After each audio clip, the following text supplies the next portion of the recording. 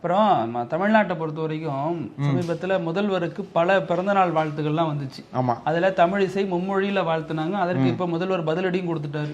எனக்கு ஒன்றும் தெலுங்கெல்லாம் தெரியாது அப்படின்னு சொல்லிட்டு பதிலடி கொடுத்துட்டாரு. அது மாதிரி தேவையின் பொருட்டு தெலுங்கு படிச்சுக்கலாம், அதற்கு உதாரணமா இவங்களே இருக்காங்கிற மாதிரியான பதிலடி அறிக்கைகள்லாம் வெளியாயிருக்கு இல்லையா?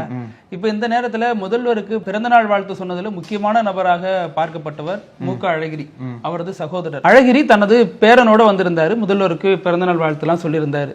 அப்போ என்ன பேசப்பட்டுச்சுன்னா, பரவாயில்ல எத்தனை நாள் கழிச்சு அண்ணன் தம்பி 2 பேர் சந்திக்கிறாங்க அப்படின்னு. ஆனா அதற்கு பின்னணியில சில அரசியல் கணக்குகள் இருக்கு அப்படின்னு சொல்லப்படுது. சமீபத்துல அழகிரியோட மகன் உடல்நலக் குறைவால் ரொம்ப மோசமா பாதிக்கப்பட்டு மருத்துவமனையில சிகிச்சை எடுத்துட்டு வந்தார் இல்லையா? அப்ப முதல்வர் போய் சந்திச்சு ரெண்டு முறை போய் சந்திச்சார், நேரில் சந்திச்சு அவங்க ஆறுதல் சொன்னாரு, சரியாயிடலாம் அப்படிங்கிற மாதிரி சொல்லிட்டு வந்தாரு. அதை அடுத்து இப்ப முதல்வர் அழகிரியோட மகன் டிஸ்சார்ஜ் பண்ணப்பட்டு அமெரிக்காவுல மருத்துவ சிகிச்சை செய்யப்பட்டு வர்றாரு. அதற்கு பின்னணியில அமெரிக்காவுல முன்னாள் திமுக எம்பியா இருந்து நெப்போலியன் தான் அங்க வச்சு பாத்துக்கிட்டு வராருன்னு சொல்லப்படுது.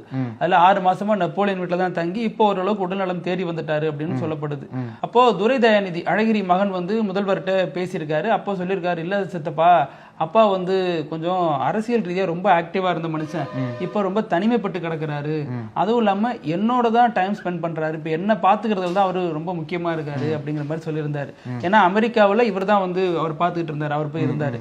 அந்த அடிப்படையில தான் முதல்வரே அவர் போன் பண்ணி இங்க அழைத்ததா சொல்லப்படுது. அதன் நீட்சியா தான் அவரு தமிழகத்துக்கு ஒரு பிறந்தநாள் வாழ்த்து எல்லாம் சொல்லியிருக்காரு. அப்போ அரசியல் குறித்தும் விவாதிக்கப்பட்டிருக்கு. இந்த மாதிரி எப்படி இருக்கு மதுரையில அப்படின்னு. அப்போ சொன்னாரு, மதுரையில எப்படி இருக்கு, வழக்கம் போல திமுகவுக்கு தான் ஆதரவு அப்படின்னு சொல்லியிருக்காரு அழகிரி. இருந்தாலும் இப்ப விஜய் எல்லாம் புதுசா வராரு அப்படின்னு சொன்னப்ப, விஜய் தனித்து நின்னாருன்னா நம்ம பயப்பட வேணாம், திமுகவோட செல்வாக்கு அப்படியாங்க, அதனால ஒன்றும் பிரச்சனை இல்லை அப்படின்னாரு. உடனே அவர் சொல்லிருக்காரு, இல்ல நான் உங்களுக்கு மறுபடியும் அந்த தென்மண்டல அமைப்பு மாதிரி ஒரு பொறுப்பு தரலான் இருக்கோம் அப்படிங்கிற மாதிரி சொல்லியிருக்காரு. அதற்கு அழகிரி சொல்லியிருக்காரு, நீ என்னப்பா கட்சியில நீ பொறுப்பு தந்தா நான் வேலை பார்க்க போறேன்னா, எப்படி இருந்தாலும் இது நம்ம கட்சி, நான் வேலை செய்ய போறேன் அப்படின்னு சொல்லிட்டு ரொம்ப உற்சாகமா பேசியிருக்காரு.